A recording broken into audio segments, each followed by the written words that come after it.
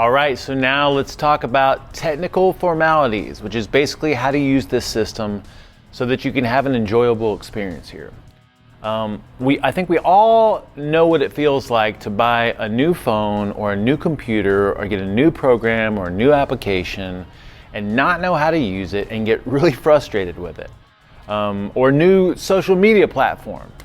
And so then the tendency is just not to use it because you don't understand it, and every time you try to use it, you get frustrated. So that's what we don't want, all right? So what we want to do is just read the instruction manual, go through a few tutorials, and then get some experience in tinkering around with the system, and then we feel comfortable with it, and then we actually enjoy our experience using it, okay? So that's what we want to do with these very short instructional videos here. So this is a section in and of itself with some very, very short videos explaining the following.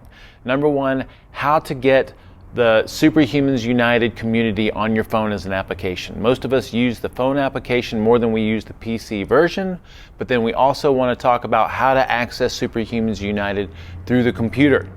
We're going to talk about the difference between a quick post or a quick update and an in-depth article, which has rich text formatting and other capabilities.